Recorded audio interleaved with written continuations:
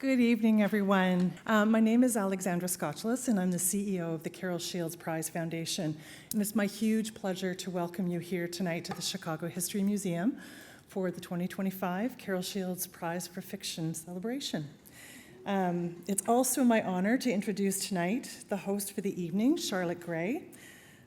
Charlotte is a Carol Shields Prize Board Director and one of Canada's best-known nonfiction writers.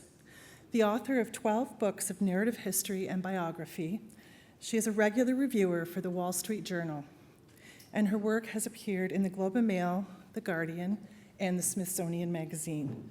Please join me in welcoming Charlotte Gray.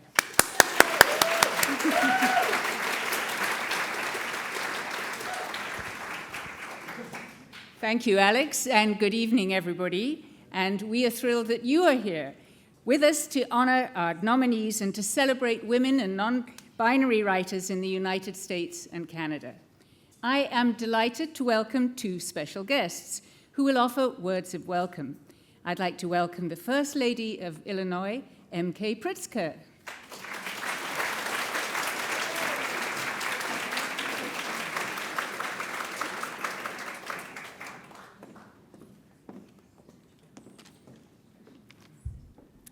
Well, good evening, everyone. I'm so thrilled to be here. I want to welcome you all to Chicago. I don't know how many Canadians were brave enough to cross the border and make it here to Chicago, but thank you. I'm so proud to be here to celebrate the legacy of the great Carol Shields and to honor her enduring contributions to the field of fiction. I want to first thank Carol Shields Prize Executive Director Alexandria Scotchless and Board Director Charlotte Gray for their continued efforts to promote women and non-binary writers. Illinois has a rich tradition in literature and is the birthplace of so many strong and diverse voices. That is, in part, due to the spirit of creativity and inclusivity inherent to the people of our great state. But it is also a testament to the strong network of women writers that has existed here for generations. As Carol Shields famously put it, quote, "As a woman who has elected a writing life, I am interested in writing away the invisibility of women's lives, looking at writing as an act of redemption. In order to do this, I need the companionship, the example of other women who are writing." You look around the room and across our state, and you will see that culture of collaboration and camaraderie. Women uplifting other women, encouraging them to tell their stories, supporting the next generation, and reminding them, your voice matters. Carol Shields had a way of writing the complexity and diversity of our experiences. Even in the ordinary or mundane, she showed how rich and intricate our emotions can be. I feel that same breadth of emotion reflected in our community here. Her work also transcends borders. Carol Shields was born just down the road in Oak Park, but spent most of her life in Canada. She was a symbol of the friendship and collaboration of our two countries. Her life and work reflected how, while we are two separate countries, we share similar values and experiences. The work of Carol Shields feels more poignant than ever. At a time when our leaders are encouraging withdrawal and isolation, it reminds us how much we have in common. At a time when diversity is spoken of like a bad word, it reminds us how much strength we derive from being our own unique and authentic selves. At a time when women and non-binary voices are being drowned out, Carol reminds us to lift them up. Thank you all for being here in exactly that spirit. I am proud to join you in celebrating the incredible work that women and non-binary writers are doing across our state and around the world. And with that, I will hand the program back to our wonderful MC, Charlotte.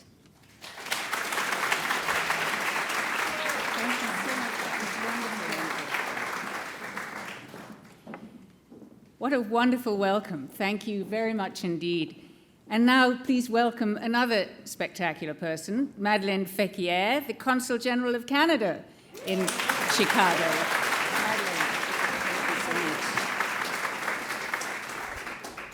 Ladies and gentlemen, distinguished guests, finalists, and literary champions.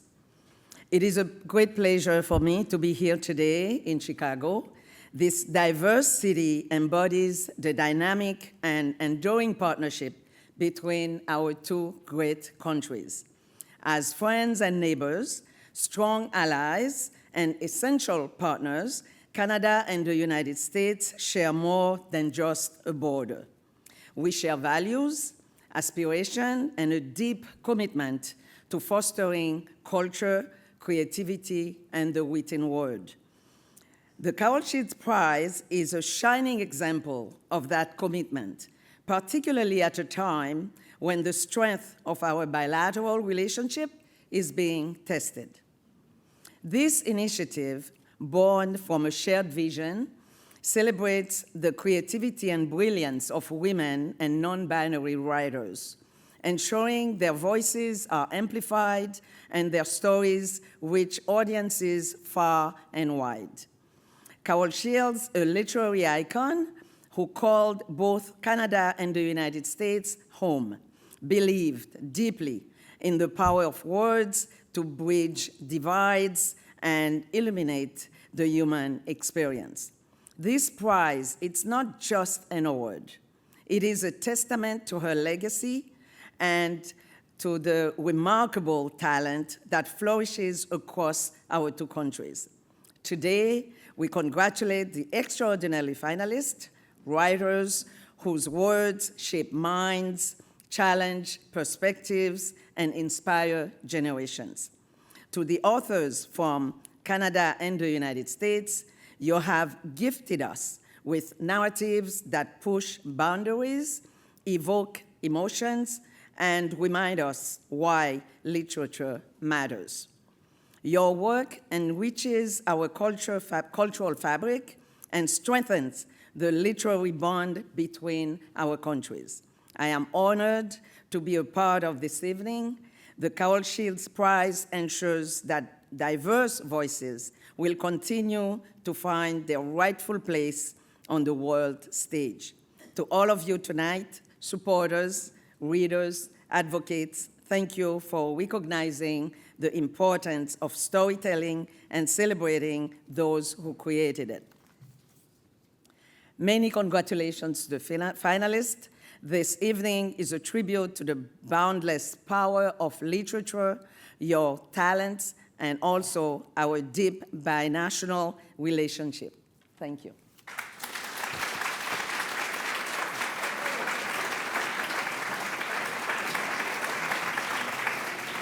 Many thanks to both M.K. Pritzker and also to Madeleine Fekir for those wonderful words of welcome. And before we really get going, of course, I must do something that's very important to all of us, a land acknowledgement, because the city that is known today as Chicago has been a home and a trading hub for generations of indigenous people. It is the traditional homeland of the Council of the Three Fires, the Ojibwe, the Odawa, and the Potawatomi nations, and many other tribes also called this area home. Today, Chicago has one of the largest urban indigenous communities in the United States, where Native Americans continue to practice their traditional teachings and life ways. I acknowledge the importance of the area's First Peoples. It's a critical time now for the mission of the Carol Shields Prize, as we've already heard, to promote, acknowledge, celebrate, and reward fiction writing by women and Canadian and American women and non-binary writers. And how wonderful, actually, to be in a room full of people joining in this support, and all keen, if not writers, readers, if not readers, writers, and most of us obviously are both. Poets, publishers, book lovers, booksellers from both countries. Welcome to you all, and in particular, some honored guests. 2024 winner, Vivi Ganeshanathan, and 2023 shortlisted authors, Talia Lakshmi Kalori and Daphne Palese Andreas.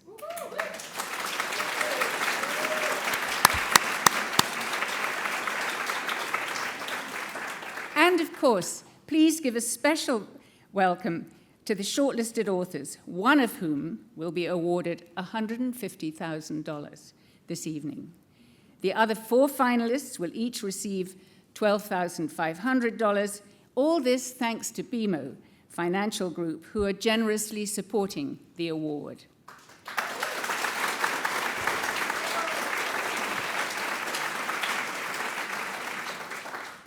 I'm going to remind you now of the 5 books that have been nominated for this terrific prize, but I'd like you to hold your applause until the end of the list. All Fours by Miranda July. Code Noir by Canisia Lubrin. Liars by Sarah Manguzo. Pale Shadows by Dominique Fortier, translated by Rhonda Mullins. And River East, River West by Aube Ray Lescure.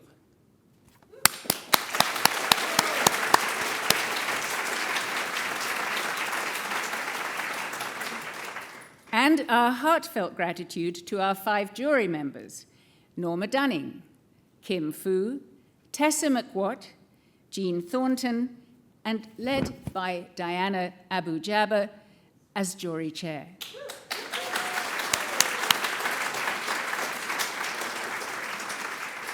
In the audience tonight, we do have many supporters of the prize, and much appreciation goes to each and every one of you. We would not be here today without your help. I want to take a special moment to thank our lead supporters, BMO and the Tuani Foundation.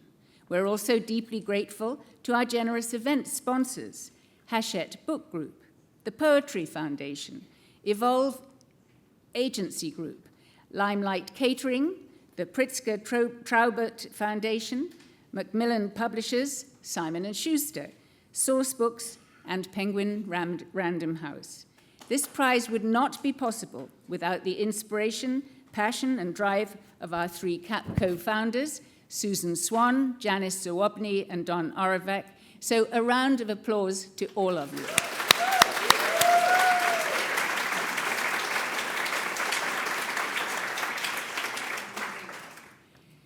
The prize is appropriately named after Carol Shields, a beloved Pulitzer Prize-winning author who was born here, as we've heard, in the Chicago area in Oak Park, and spent most of her life in Canada. She was the author of more than 20 books, including novels, plays, poetry, essays, criticism, short fiction, and biography. The multiplicity of nominations, awards, and prizes that she gathered attests to the excellence of her work in different genres. She was also an extraordinarily generous woman to other writers, as I myself felt the benefit. She did something for me that, in fact, every rookie writer really values. She blurbed me. This year marks 30 years since she won the 1995 Pulitzer Prize for The Stone Diaries, and we are pleased to give this wonderful novel as a gift each year to the shortlisted authors, with thanks to Penguin Random House. We're honored to have with us tonight several members of the extended Shields family, Natalie Beglin, Cindy Warner, and Joe Giordani. We're celebrating Carol Shields' work as a poet this year in honor of our sponsor, the Poetry Foundation. You will see some of Carol Shields' poetry on display during the reception.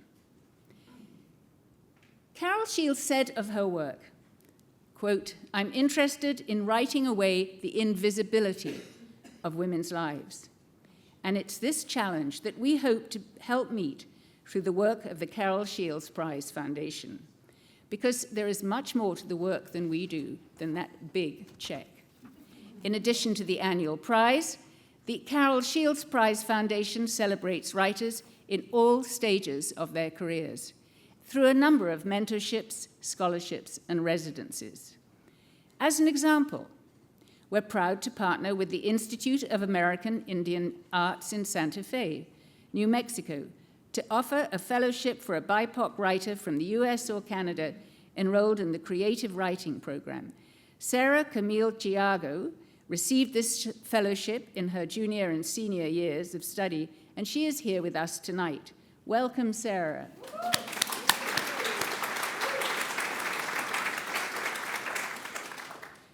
We also welcome Chantal Rondeau, the first recipient of the Carol Shields Prize Foundation Scholarship for Indigenous women and non-binary writers at the Tin House Summer Workshop in Portland, Oregon. Her first novel, White Ash Falling, is represented by Haviza Jeter at Janklow and Nesbitt, and we hope to see her first novel published soon. Thanks for joining us, Chantal.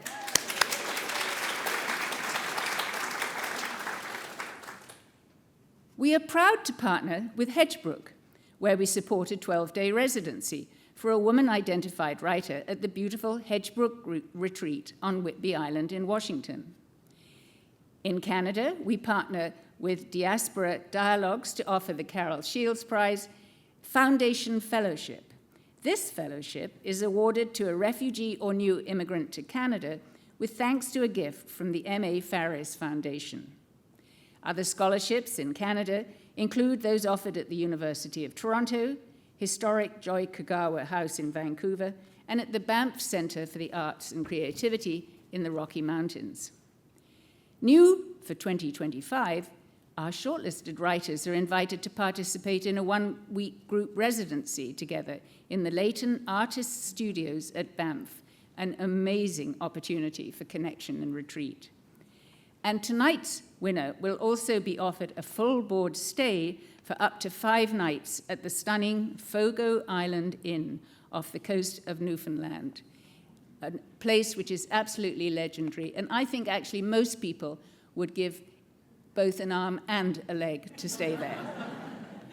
There are more partnerships to come, so keep an eye on the Carol Shields Prize social media and website. Now, as we turn to the presentation of the 2025 Carol Shields Prize for Fiction, we want to address a crucial question. Why do we need this prize?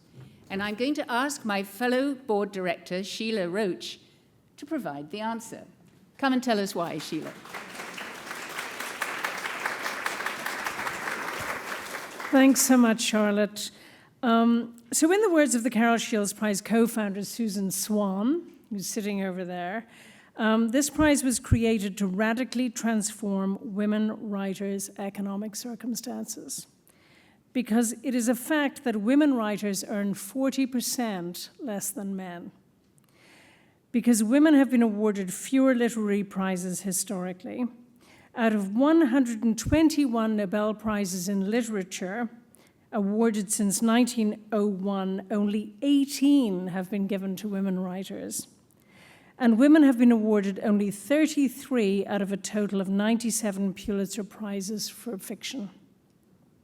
And we know that recognition matters because statistics show us that book prizes help to sell books.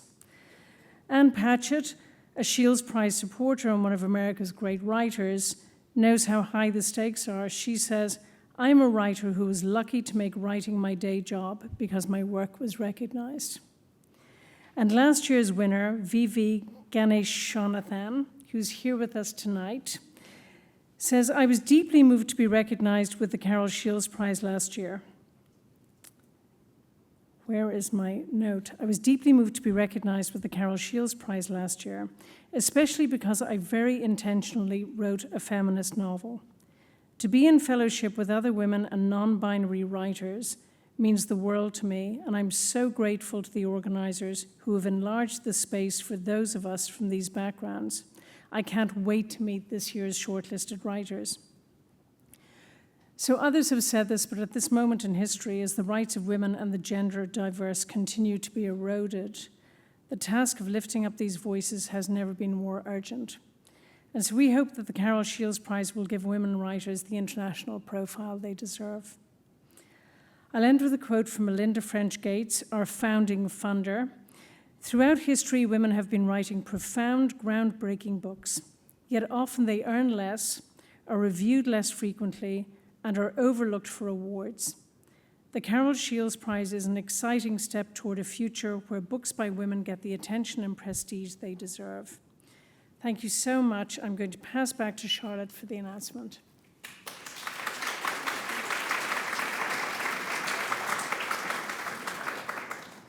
And now, I feel like Vanna White, back to the reason we're all here tonight. I first want to recognize all 15 books on the 2025 Carol Shields Prize long list. It's a stellar list of books, and I recommend that you read all of them. And tonight, we honor the shortlist. We have 2 of the 5 shortlisted writers with us today. Thank you to Canisia and to Ove for joining us. And now, let's take a look at all 5 of the shortlisted writers. And I might mention that, like you, I have no idea who is the winner. Here is our video introduction of the 5 books shortlisted for the 2025 Carol Shields Prize for Fiction.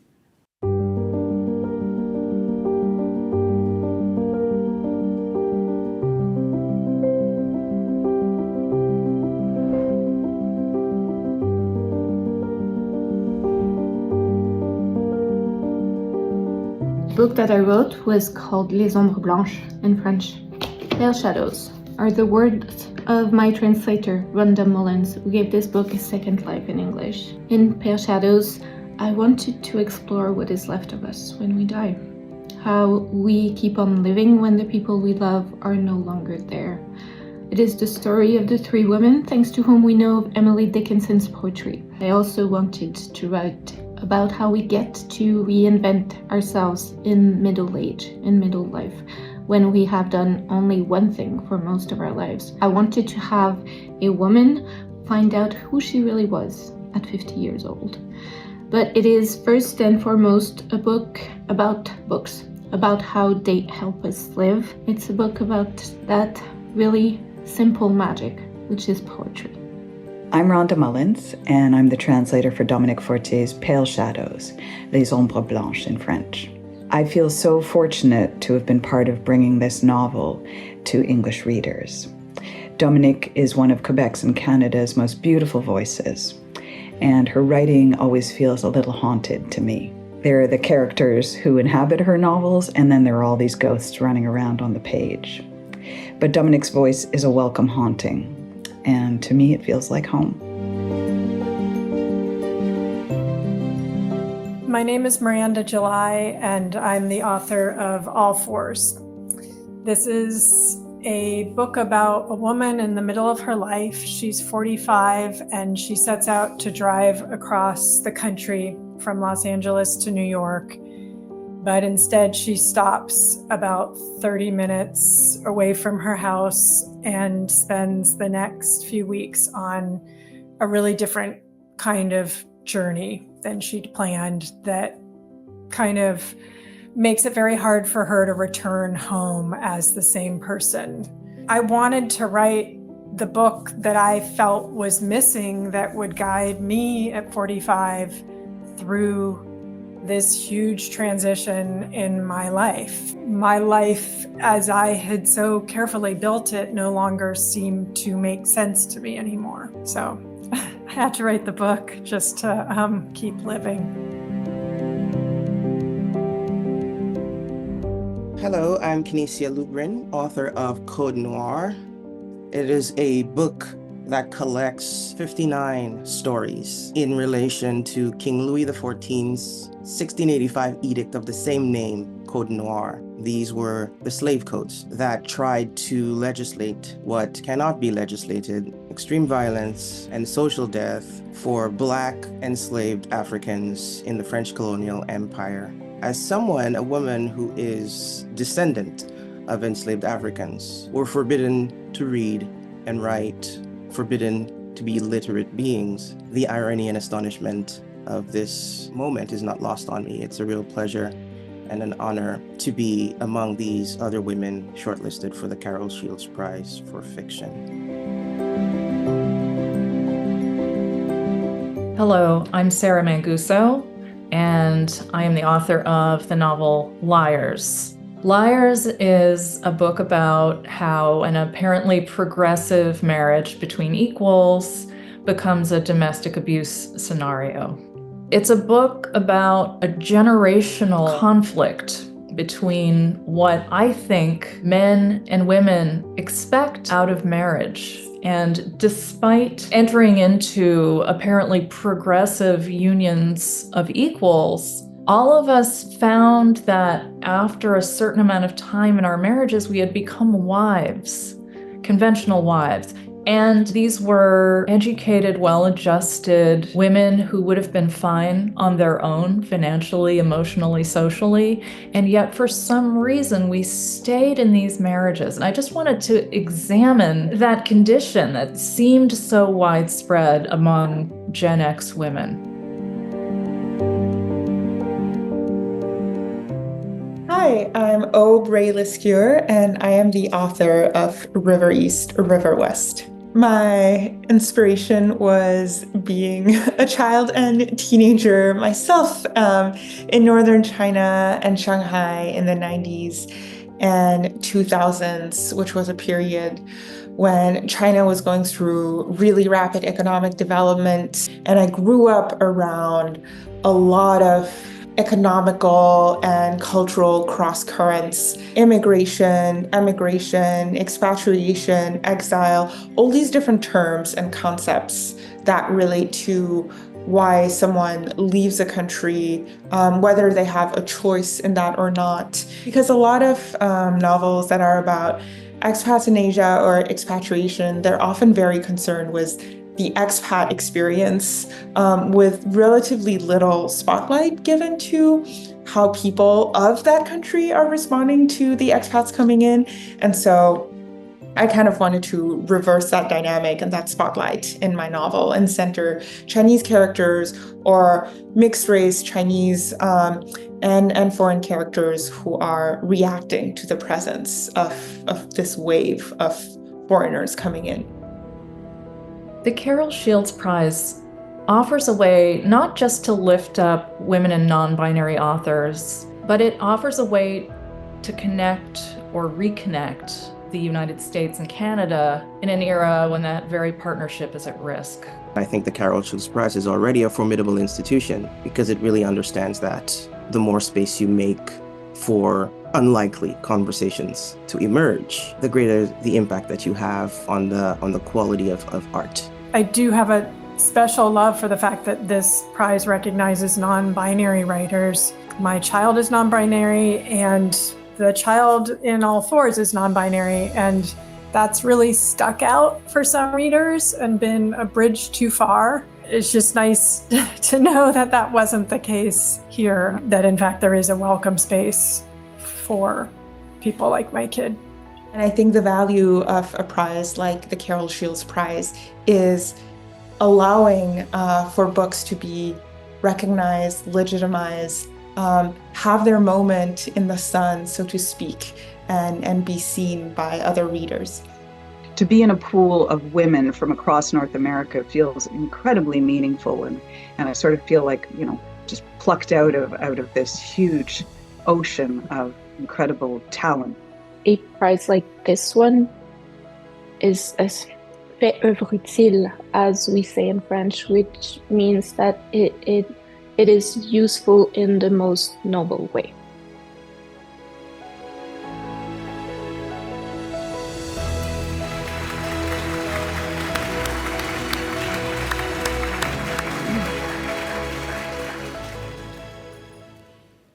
Our jurors were handpicked through a rigorous search process undertaken by our dedicated author committee, led last year by Janie Chang and Jamie Figueroa.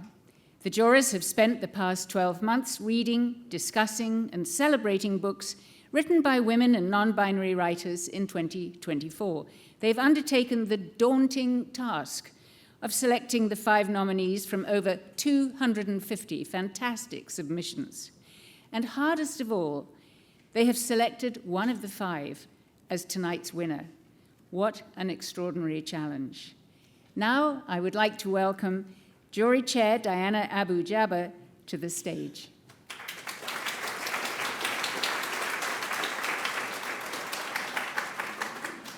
Thank you.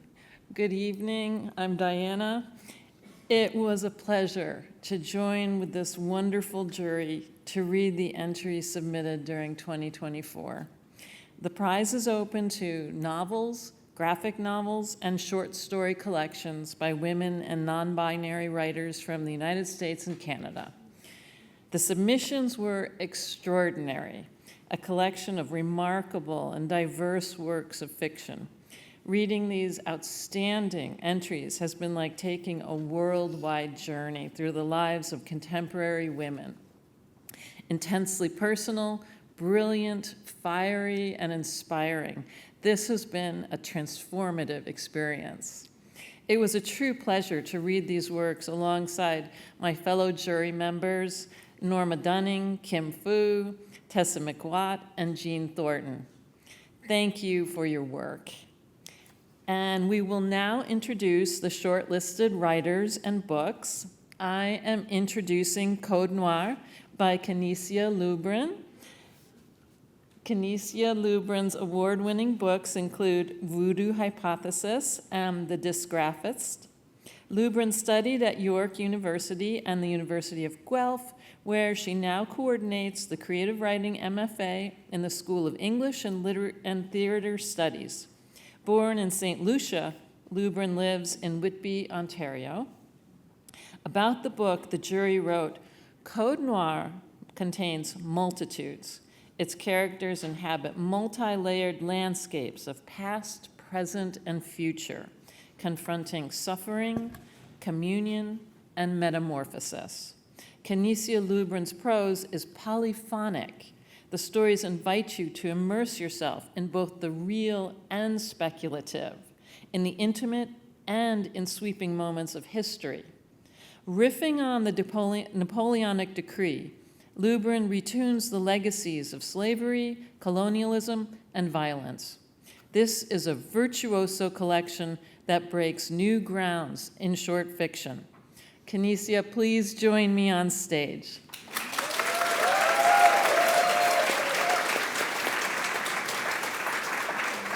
Here we go.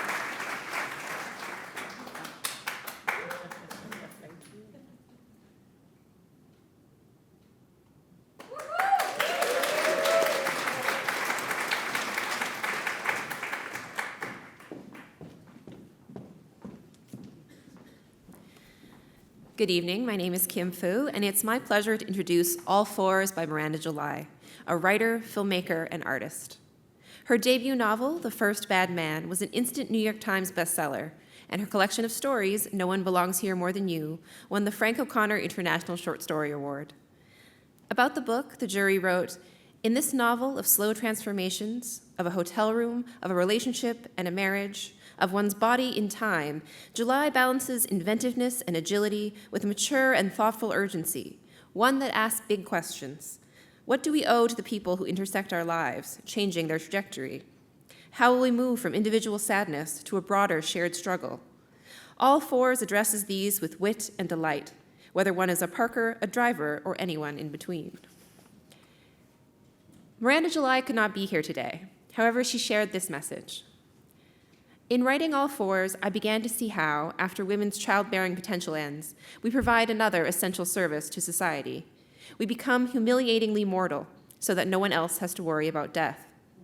We become abruptly sexless to protect an everlasting virility. We are feeble at 50 so someone else can be president at 80. Whenever a large group of people is made to feel ashamed of something as intrinsic as being in time, you can be sure they are shouldering a collective shame and fear. All Fours was an attempt to point at this burden so that we might discuss it openly and reject it, wholeheartedly, creatively, each in our own way, but together. I feel we are well on our way, and this tremendous honor only affirms our conversation. I am deeply grateful to the jurors for embracing my work with such understanding, and to, of course, Carol Shields. By writing about us, she made us real to ourselves. Thank you.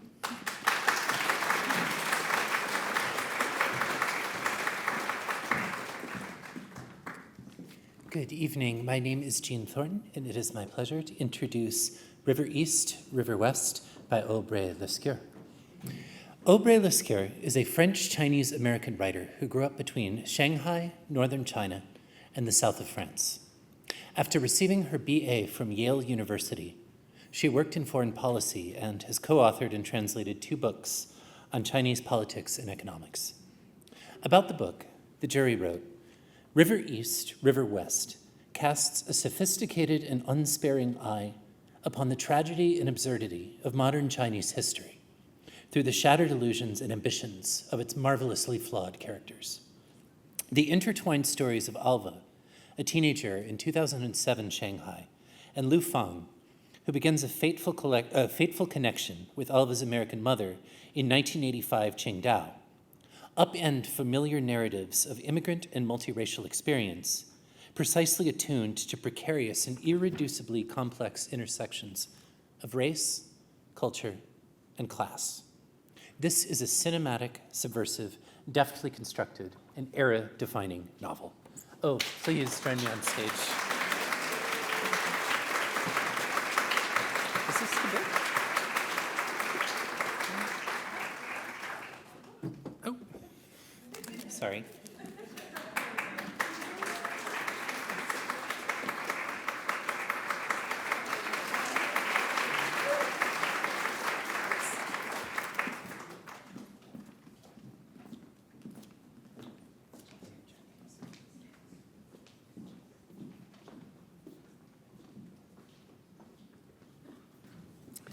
Good evening. My name is Susan Swan, and I'm one of the co-founders of the Carol Shields Prize for Fiction. And it is my pleasure to introduce Pale Shadows by Dominique Fortier, translated by Rhonda Mullins.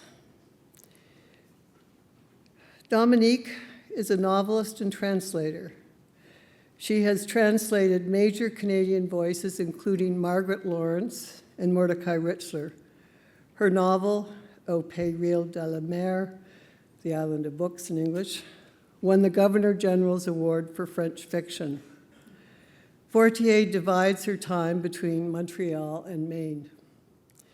Rhonda Mullins is a Montreal-based translator who has translated many books from French into English. She is a 7-time finalist for the Governor General's Literary Award for Translation. I hope she gets it, the next one. Winning the award in 2015 for her translation of Jocelyn Saussier's 21 Cardinals. Dominique Fortier takes the reader into the afterlife of Emily Dickinson's family, those very few people who knew her personally as a friend, a sister, a brother, and a niece. Pale Shadows, translated by Rhonda Mullins, is a scenic and tender visualization into the hearts of those who loved Emily as more than a writer. Fortier creates a world of transition and reconciliation, while within the background, an unexpected scheme is bubbling.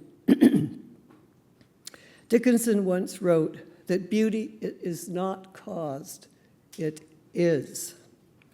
Fortier has brought those words to fruition. Dominique Fortier could not be here today, but she sent a message. I want to express my gratitude to the jury and staff at the Carol Shields Prize who do such important work in such difficult times. I'm not going to make a comment. I'm very glad you're all here tonight in this strange historical period. I think your voices and your support means everything to writers like myself and the nominees. Literature is one of the few spaces where the softest voices can carry higher and further than the strongest. It is a space of freedom where in just a few pages we can build what we are missing from what doesn't exist. Is anything more fragile than a piece of paper? And yet, books survive through centuries, long after their authors are gone. They live on for as long as they are read. Also, here's a message from translator Rhonda Mullins. I first learned of the Carol Shields Prize for Fiction in the deep pandemic, when everything seemed bleak. Its very existence lifted my spirits.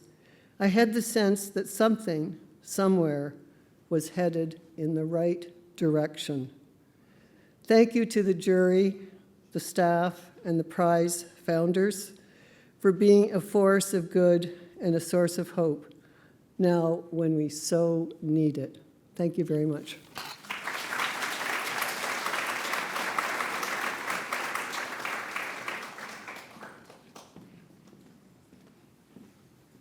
Good evening. My name is Don Orvek, and I'm one of the co-founders of the Carol Shields Prize for Fiction. I feel like a candidate in What's My Line, because that was Susan's. It's my pleasure to introduce Liars by Sarah Manguso. Sarah Manguso is the author of 9 books, including the novel Very Cold People and Liars. Manguso is the recipient of a Guggenheim Fellowship, a Hodder Fellowship, and the Rome Prize. She lives in Los Angeles. About the book, the jury wrote, "A firestorm of a story. Liars is delivered in a stark, uncompromising, and captivating voice. Sarah Manguso skillfully renders one woman's free fall into marital betrayal, the experience of gaslighting, and the painful reconstruction of self, while contemplating the tensions between motherhood and artistic creation. This ruthlessly honest, unblinking look at subjugation and resistance will inspire and ignite readers as it speaks truth to power." Sarah could not be here today, but sent a message. Being nominated for this prize is truly a life-changing honor.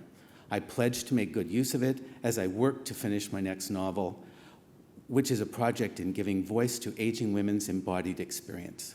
It is such an honor to be counted among the community of women writers on the short list this year, whose work propels our culture towards greater awareness of the brilliance and, I dare say, genius of those whose genders might have limited their work's reach. I will always be grateful to have been so celebrated by the Carol Shields Prize. Thank you.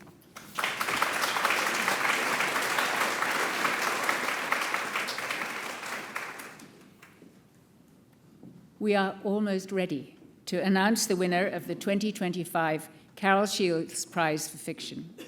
We will first hear from Kimberly Good, who will speak on behalf of BMO, our presenting sponsor, and then 2024 winner V.V. Ganeshanathan will take the stage for the announcement.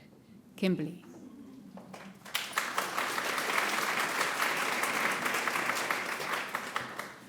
Well, good evening, everyone. It is truly a pleasure to celebrate the power of storytelling and the remarkable achievements of these amazing authors. I also want us to just bottle up the feeling of everything that you heard today. This represents who we are and the absolute best. So I just want to celebrate that. I am proud to be a senior advisor with BMO, a Carol Shield board member, and a super fan of the literary arts. So this is always very exciting to be here. BMO is incredibly proud to be the presenting sponsor now for 3 years of the Carol Shields Prize for Fiction. And I want to remind you that the winner receives $150,000 USD, making it one of the largest prizes in North America. Yes. And as you heard, the winner also receives a 5-day stay at Fogo Island Inn, a wonderful retreat for cultivating art and culture. And each of the finalists, we're very proud of this, also receives a $12,500 gift. And all 5 will have an invitation to a group residency at the Banff Center. So we think it's so important to honor all of these talented artists. Now, this prize is so much more than an award. It's a vital force in promoting balance in the literary world. You already heard about some of the differences. The Carol Shields Prize Foundation, through this prize and all of our programs, whether it's mentoring, scholarships, residencies, is really helping to create a more inclusive space for diverse voices. And that's something that we at BMO deeply believe in. The work of the Carol Shields Foundation would not be possible without the incredible dedication of the prize organizers, the esteemed jury members who faced the daunting task of selecting the short list, the talented authors who poured their hearts and souls into these novels, and the unwavering support of the Carol Shields family. So I want to thank everyone for that. For us at BMO, the bottom line is we are a purpose-driven organization. And our purpose is to boldly grow the good in business and in life. And we know that together, with all these wonderful sources working together, that we are able to build strong communities, to create a thriving economy, a sustainable future, and an inclusive society. So finally, I want to thank all of you, our donors, our sponsors, our guests, for your support. Your support is needed more than ever. Thank you so much for being here to celebrate these exceptional literary voices. Let's give another round of applause to the power of storytelling and the extraordinary talent that we are recognizing tonight. Give them applause.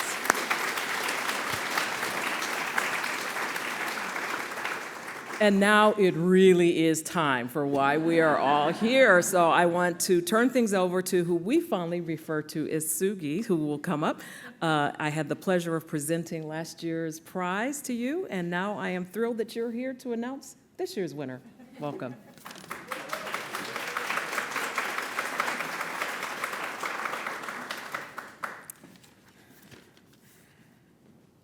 Good evening. Thank you so much. It is wonderful to be here, to have an opportunity to meet the jurors, to celebrate the shortlisted writers. That was such a special experience for me last year, and to be here with all of you to celebrate literature, to celebrate fiction by women and non-binary writers. It's an incredible, warm, generous community. I feel really fortunate to be a part of it and to be here tonight to present this award. So without further ado, it is my very great honor to announce this year's Carol Shields Prize for Fiction winner. And the winner is Code Noir by Kinesia Lubrin.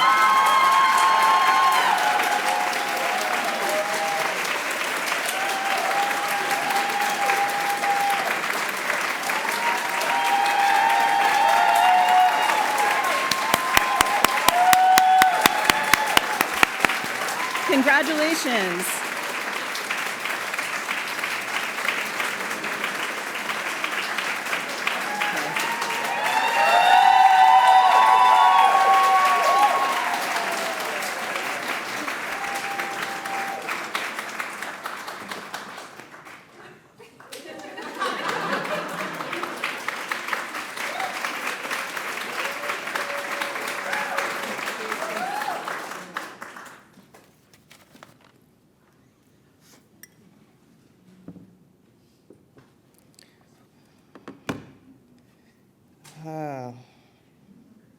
Okay. All right. History is a hard teacher. It lives behind us, all around us, and ahead of us. And often we can recognize its lessons, its failings, and its dreams in the long-distance work of its institutions. What is harder to make sense of are the ways that history lives in our passions and desires, and among ourselves in the difficult knowledges of our bodies carrying the weight of unbearable realism. With 59 articles, King Louis XIV, 1685 Code Noir, enshrined one of the most tragic visions of the world into law. But it is our great luck that the human imagination, with all of its faults and its great will, does exceed the hold, the shackle, the mismanagement of human sovereignty. To imagine a fuller life, a fuller world is possible beyond authorized slaughter and imperial disorder. I do not wish to imagine life without art, even in ruinous times like ours. Especially today, the work that literature continues to make possible with more pointed conversations, with a wider frame of reference. My life is measured also on account of all of yours. That I, a descendant of those who survived the diabolical reality of these slave codes, can envision alongside my shortlisted peers, Aube, Miranda, Dominique, Rhonda, Sarah, alongside all of you, that we could all gather in the same room and choose to begin with history and follow the possibility of ink on paper to a more radiant shared world is itself part of the profound afterlife of a catastrophic history. Even now, as multiple tragedies continue to unfold from the deadly imagination of human beings, those fueling war and genocides climate ruin, and the resurgence of regressive forms of hate.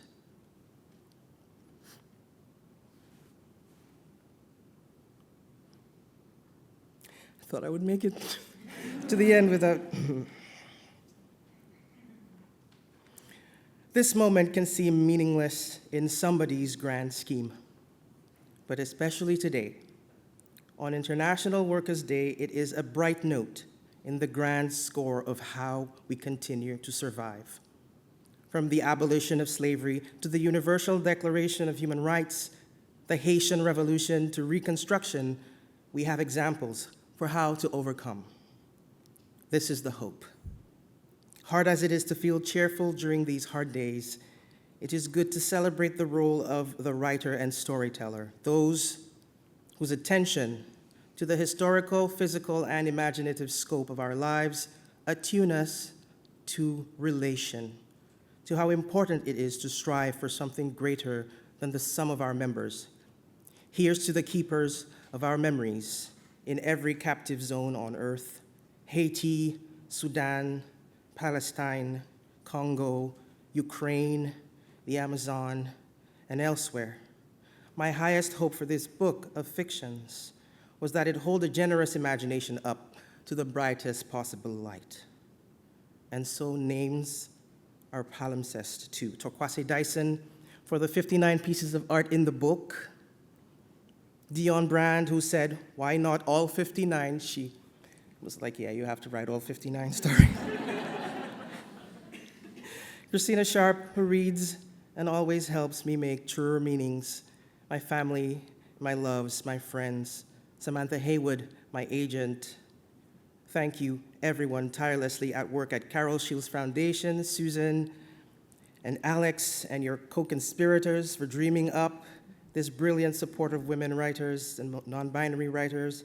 Maza Mengeste, David Chariandi, Safia St. Clair, Rachel Eliza Griffith, Savankam Tamavangza, Saidia Hartman, Edwidge Danticat, Ronaldo Walcott, the University of Guelph, and my students, my publisher at Knopf Canada and Soft Skull Press, Martha Kanya-Forstner, Dan Smetanka, my brilliant editor, Lynn Henry, Mensa Damery, Ashley Dunn, my publicist. Thank you to the jury for your close attention. Diana Abu-Jaber, Jean Thornton, Norma Dunning, Kim Fu, Tessa McWatt, for your tremendously hard decision, I'm sure. To Carol Shields for her luminous example. To readers, your company here and on the page help illuminate the world we know and the one yet to come. Thank you so much.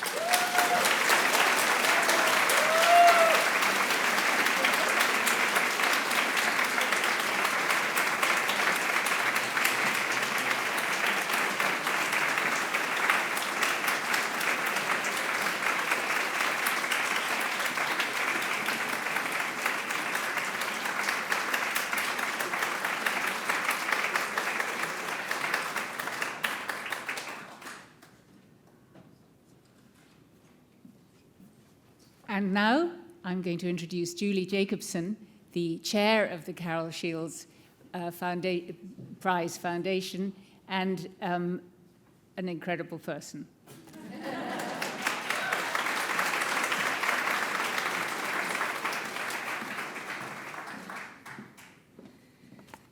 Okay, no fair that I have to speak after those beautiful words from Canisia. Congratulations to Canisia, to Ope, to all the finalists, and really to our whole long list of 15. I read all 15 of them, and it's an amazing list, and the jury did quite a job finding them. I also want to thank Charlotte for, where did she go?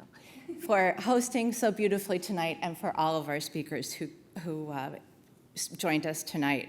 We've already thanked, but I will thank again our sponsors, supporters, all of our board members, the authors committee who select the jury, our jury who worked so hard, and we have had various advisors, but I think I especially want to give a gigantic thank you tonight to Alex, Emily, and Natalia, our incredible staff.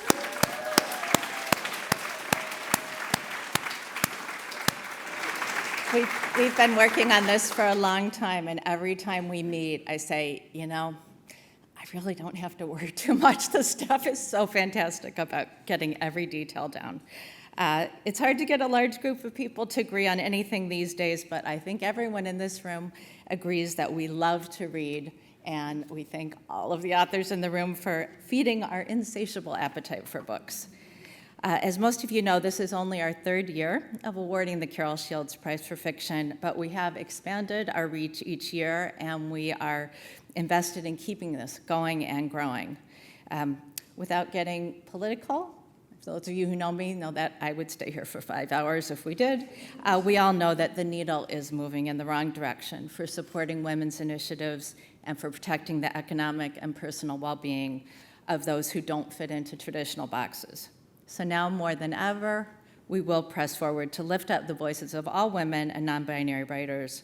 But we need your help. Chair of the board, you know what I have to do. On the back of your program, there are QR codes. There's a separate QR code if you are interested in donating in Canada or in the US. And then there's also a QR code. Please join our mailing list. And if it's comfortable. I know these are crazy, hard times, and it isn't the time for donations, but if you can help, we'd really appreciate it. If you know foundations of corporations who might be interested in this project, that would be great. You could let myself or Alex know. Another simple way you can help is if you take any photos tonight, share them on social media. All of our social media tags are also on the back. I don't know how to use any of these, but I bet some of you do. And finally, I just want to let you know that Women and Children First, a wonderful feminist bookstore in Andersonville, is going to be selling books tonight. They have books from all 15 of our long-listed authors and some of our jurors. And so feel free to find the authors and get them signed. And then just one quick heads up, we will be doing a group photo at some point tonight of all the authors in the room, so we'll announce that when it's time to do that. So I am the only thing that stands between you and a delicious reception. There's something else that stands between you and the reception, and that is my role in thanking Julie on all our behalf for being the most magnificent friend. It's not easy herding cats, and particularly when you're on Zoom. And she has done the most extraordinary job for 2 years, been on the board for longer than that, but for 2 years she has managed to navigate us through several shoals and really made this prize what it is, which is, as you can see, a really fun celebration of women's writing. And I have to say also that she's a very good friend. And it was my doing, I think, that she ever came to go on the board, and I can't believe that we're still friends. She has worked so hard for so long. Thank you for coming tonight, and we look forward to welcoming you in Toronto in May 2026. And now, yes, finally, it's time to party. Upstairs, thank you again, and congratulations.